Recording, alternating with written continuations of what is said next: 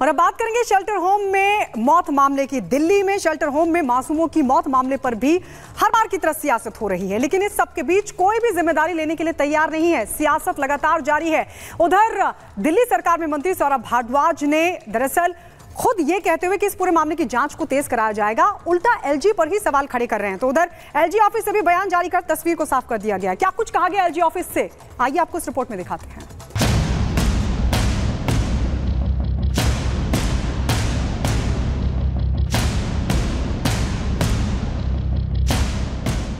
दिल्ली के आशा किरण होम में 20 दिनों में 14 की मौत हो गई है, लेकिन अब तक ये तय नहीं हो पाया कि किसकी जिम्मेदारी थी, किसने लापरवाही की।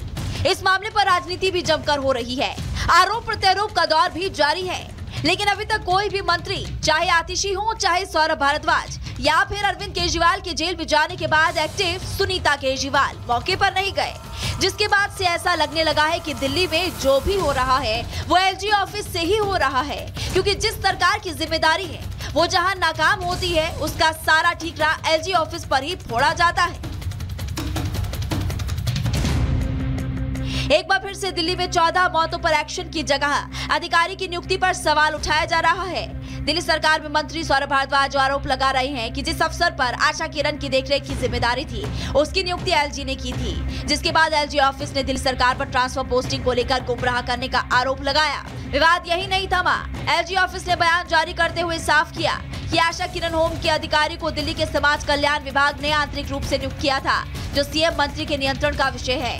अधिकारी को एलजी ने नियुक्त नहीं किया था। एलजी की मंजूरी के बाद अधिकारी को दानिश अधिकारी के रूप में समाज कल्याण विभाग में तैनात किया गया था। इसके बाद मंत्री ने उन्हें आशा किरण होम के प्रशासक के तौर पर तैनात किया। एलजी की ओर से जारी इस बयान पर दिल्ली सरकार में मंत्री सौरभ भारद्वाज ने सोशल मीडिया पर पोस्ट करते हुए पलटवार किया है। सौरभ भारद्वाज ने लिखा कि एलजी ऑफिस झूठ बोल रहा है, एलजी के अधीन अधिकारी ही करते हैं ट्रांसफर। ये भी कहा कोई भी फाइल मंत्रियों के पास नहीं आती है, एलजी ऑफिस को वो फाइल दिखानी चाहिए जिसमें मंत्री ने प्रशासक नियुक्त किया हो। अब सवाल है कि जिस सरकार को पूरे मामले की जांच कराकर जिम्मेदारी तय करनी चाहिए, वो क्यों एलजी ऑफिस पर आरोप बढ़कर अपना पल्ला झाड़ रही है, और क्यों 14 मौतों पर एक्शन लेने की जगह पहले अधिकारी की नियुक्ति पर सवाल उठाया जा रहा है। Bureau report, Republic Bharat. और बढ़ते आगे देखते हैं 2 मिनट में देश दुनिया की बड़ी खबरें।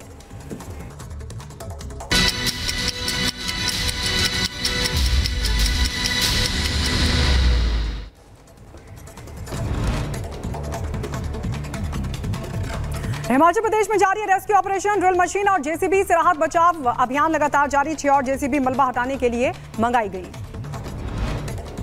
उत्तराखंड के केदारनाथ में पैदल मार्ग पर लगातार रेस्क्यू ऑपरेशन जारी। बड़ी लिलोची में सोनप्रयाग जा रहे श्रद्धालु केदारनाथ में अभी भी फंसे हैं, 1000 से ज्यादा था।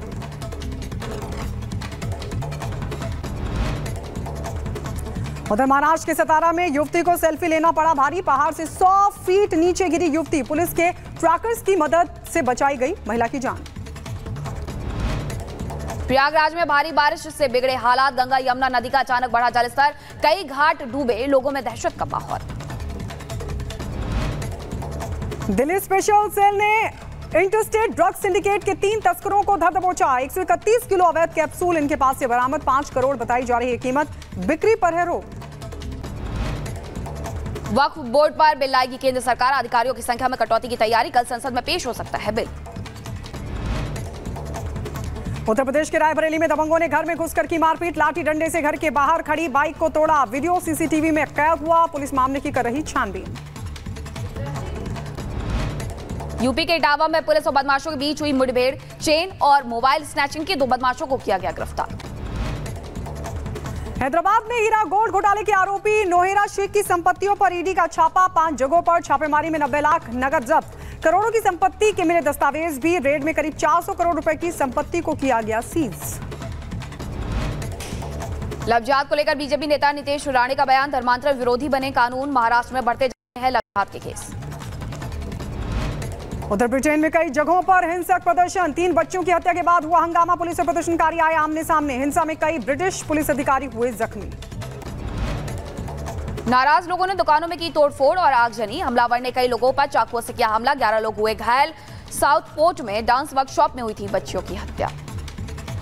स्वागत है आपका। मैं हूं अनामिका पांडे। में नाक्षु गायत्री बुलेटिन में साथ है, लेकिन इस वक्त की बड़ी खबर आपको बता दें। अयोध्या मामले पर गिरिराज सिंह ने राहुल गांधी पर हमला बोला। केवल राहुल गांधी ही नहीं बल्कि तेजस्वी यादव का नाम लेकर निशाना साधा है। गिरिराज सिंह ने कहा है कि अयोध्या मामले का जो आरोपी है वो मुस्लिम है, इसलिए सबकी जुबान सिल गई है, कोई कुछ बोल नहीं पा रहा है। राहुल गांधी भी इसीलिए चुप है क्योंकि आरोपी मुस्लिम है। उन्होंने तेजस्वी यादव का नाम लेकर भी हमला बोला है। उन्होंने कहा कि अखिलेश तेजस्वी की जुबान बंद है, इस मामले पर कोई कुछ नहीं बोल रहा इनमें से। आज जुबान बंद है राहुल गांधी का, क्योंकि वो मुस्लिम है।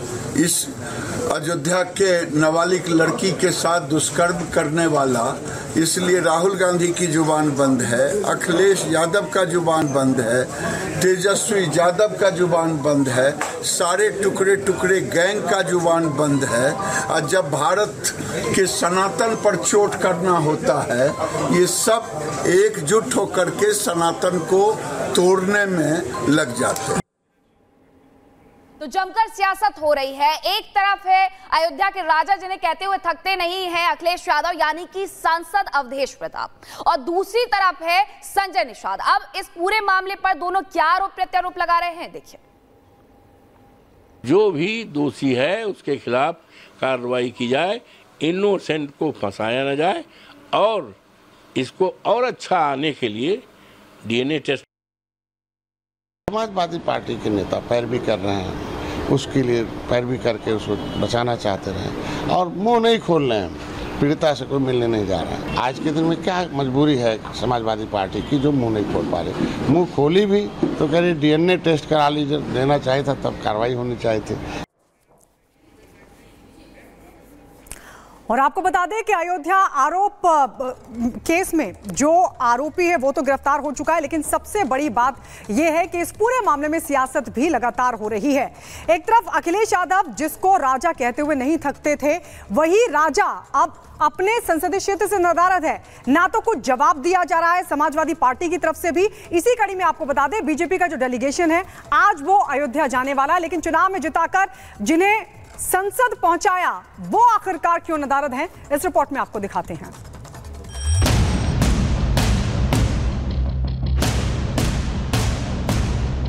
लोकतंत्र रक्षक सेनानी ये खड़े हमारे साथ, अवधेश जी, राजा अयोध्या।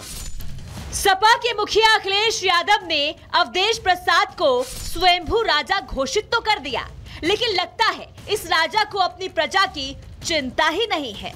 जिस फैजाबाद में जीत के बाद समाजवादी पार्टी के साथ ही पूरा इंडी गठबंधन नैरेटिव गढ़ने में जुटा था कि अयोध्या आंदोलन की हार हो गई है, उसी अयोध्या के वासियों की सुध लेने वाला अब कोई नहीं है। अयोध्या में नाबालिग सी गैंगरेप का मामला सामने आए 5 दिन से ज्यादा हो गए हैं, लेकिन राजा साहब अब तक पीड़िता के घर नहीं पहुंचे। चुनाव में जिन वोटरों के घर घर जाकर सिर झुकाते नहीं थकते थे, अब उनको अपने हाल पर छोड़ दिया है। हाँ, इतना जरूर कह रहे हैं कि हम पीड़ित परिवार के साथ हैं। पीड़िता के साथ हमारी पार्टी, हम लोग पूरी तरह से खड़े हैं, उसको न्याय दिलाने के लिए पूरी तरह से खड़े हैं, उसमें कहीं शक शुबा के सवाल नहीं। समाजवादी पार्टी पूरी तरह से उस पीड़िता के साथ, उस परिवार के साथ पूरी मुस्तैदी के साथ खड़ी है। शायद अखिलेश के घोषित राजा साहब को ये नहीं पता कि सिर्फ कह देने से किसी का दर्द कम नहीं होता, और इसी अनदेखी को लेकर यूपी सरकार में मंत्री संजय निषाद इस्तीफा मांग रहे हैं और बता रहे हैं कि आखिर समाजवादी पार्टी ने अयोध्या में जीत कैसे और किसके दम पर हासिल की है। समाजवादी पार्टी को चाहिए कि ऐसे अपराधी को तुरंत पार्टी से निकालें, और जो सांसद इनको संरक्षण देता है उसे इस्तीफा लें। थपथपाते थे हमें अयोध्या ने जीता है, जीता। कैसे जीते? इन्हीं अपराधियों के सहारे जीते। अपराधियों के साथ खड़ा रहने वाले व्यक्ति खुद अपराधी होते हैं। जो अखिलेश अपने राजा की वाहवाही करते नहीं थकते, उसी राजा पर आचार्य प्रमोद कृष्णम धिक्कार होने की बात कह रहे हैं। अखिलेश जी कहते थे कि अवधेश अयोध्या के राजा हैं। अखिलेश जी अवधेश जी को ले लेकर के सब जगह घूम रहे थे, संसद में अगली सीट दिलाई। धिक्कार है ऐसे अवधेश जी पर। राजा तो राजा जब पीड़िता के न्याय की फरियाद अखिलेश यादव की कानों तक पहुंचती है तो समाजवादी पार्टी डीएनए टेस्ट कराने की बात कहने लगती है। लेकिन अखिलेश आरोपी मोहित खान का नाम तक नहीं लेते। तो सवाल है कि ऐसे क्या राज है जो समाजवादी पार्टी आरोपी के खिलाफ जाने का कोई रिस्क नहीं ले रही है। Bureau report, Republic Bharat.